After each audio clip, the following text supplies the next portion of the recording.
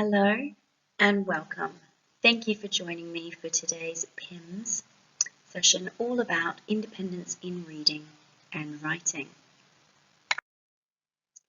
My name is Mrs. Julie Jackson. Thank you so much for joining me and I hope you find this session very beneficial.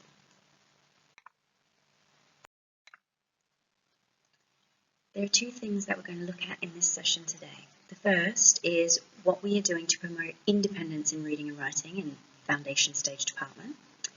And the second is what you can do to support this at home. At school, we are teaching independence in reading and writing using the strategies from the Daily 5. Children need to have access to these 5 activities every day. Read to self, read to someone, listen to reading, word work, and writing. We encourage the children to build stamina. So as the children learn more about the 5 different activities and the strategies that can be used to access these independently, we encourage them to use the correct learning behaviours and to build their stamina. That means we encourage them to build the total amount of time that they can focus on these activities independently. Why do we use the Daily 5 strategies? Well, we've got 3 very important reasons. We want to help our children to become better readers and writers. We want our children to develop independence.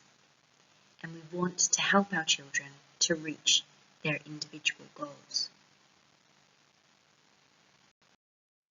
Let's have a look at some of the activities of what we do at school and what you can do at home to support that. So the first activity that children will do is read to self. This strategy is one of the first that we encourage with the children. It's where the children can begin to develop love and appreciation for books and be intrinsically motivated in their reading enjoyment. So it's not coming from praise from a parent or a teacher, it's coming from their own joy in reading. We encourage the children to read the book in 3 ways. First, read the pictures. This is a very important skill, especially in FS1 and FS2, as some children are still unsure how to read words yet. So reading the pictures is very important, making up a story from the pictures that they see. The second way to read a book is read the words. We're all familiar with that. That's the most common way that we read a book. So as children in FS2 start learning the sounds, CVC words and egg words, they will be able to access reading the words of some books that are a good fit for them. The third way to read a book is to retell the story. So if it's a story that they've seen before or the teacher's read before or they've had at home, they can retell the story using the pictures to guide them. Now you can support reading to self at home by allowing your child to have access to a selection of books. Give them some time to enjoy these at home. Maybe encourage them, say, how about you go read a book? Encourage them to read the pictures or to retell the story if it's a family favourite. You might encourage your child to get a cushion or sit somewhere quiet, special with their book so that they can have that special time to read and continue to build that stamina and build up that time that they can focus for while reading. The next activity that we do to teach them independence is to read to someone. Now this is a strategy that includes reading to a buddy. However, it's reading to any other person, so it could be a child, it could be an adult. The children can still use the 3 different ways to read a book, which is reading the pictures, reading the words, or retelling the story. The children can access the books within the classroom and read to a friend, or they could read to a teacher throughout the day.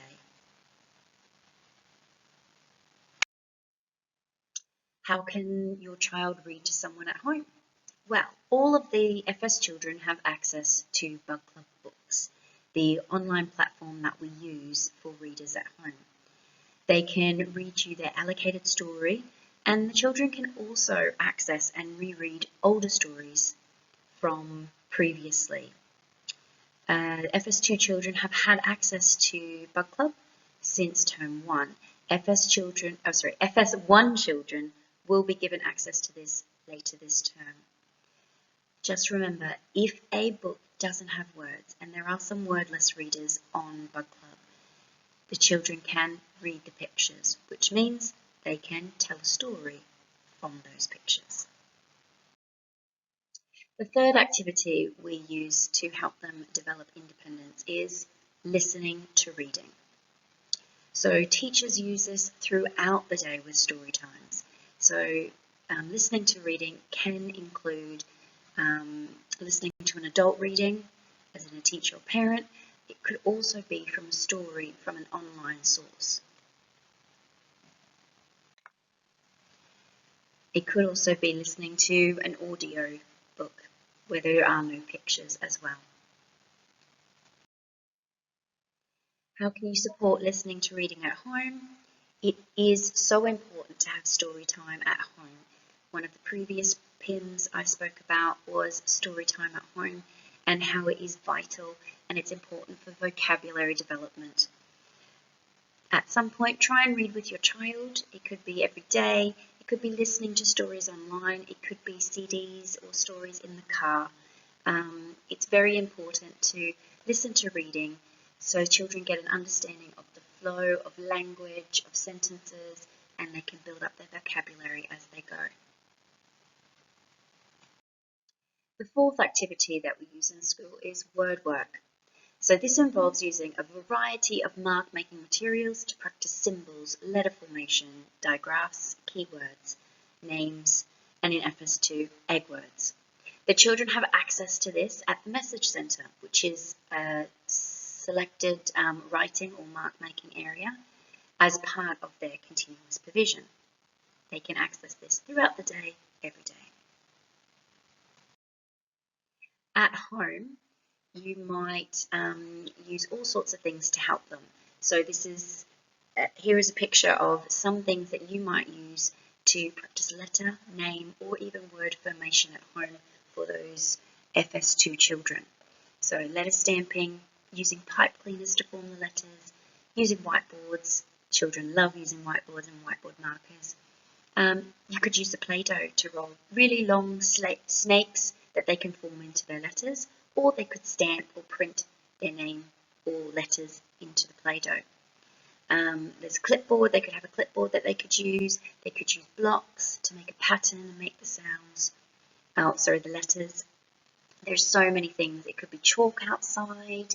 They can use, if you've got an outdoor area, paint, water, trying to write their name with paint on a paintbrush down on the tiles, that sort of thing. There's so many ideas of what you can do to practice this at home, and the children are already practicing a lot at school also.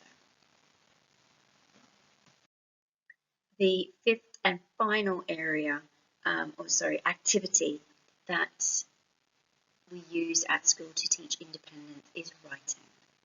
So when we're talking about this writing, it's essentially free writing time. So the children in FS2 have Make Your Mark books. They can access this throughout the day, every day. FS1 have a variety of materials and media to do their own writing. We encourage the children to, especially in FS1, to make some messages, whether or not they can write symbols yet or the letters yet, they have a go. FS2, they might be more focused on writing shorter sentences, writing words that they've seen around the room, and the teachers will encourage them in this as well. Writing needs a lot of time to develop, just like reading. So at home, to support your child's writing, you might like to get your child a diary, a journal, or a notebook that's exclusively theirs. It's no one else's, it's just for your child. You may want to have a selection of fun pencils or a range of coloured pencils or pens that are super special just for your child. You can encourage your child to write something in their special book every day, or it could be every other day. Let them do it completely on their own and see if you can save encouragement and praise for when they've finished their writing for that day. They can show you at the end and you can tell them what a great job they've done. The same goes for reading. When they're doing their reading, let them read. See how long they can go. See if they can continue building their stamina while they're at home. That they can sit and read or sit and write for a little bit longer each time. Thank you so much for joining me in this session. I hope it has been beneficial and also giving you lots of information as to what we are doing in school to try and encourage independence in your child with reading and writing. Hopefully some of the strategies that have been in this help you at home when you're encouraging, but please don't feel any pressure that this has to be done at home. This is just if you would like to do some extra encouragement with your child and help develop their independence. We're already doing a lot at school with them. Thank you so much for joining me.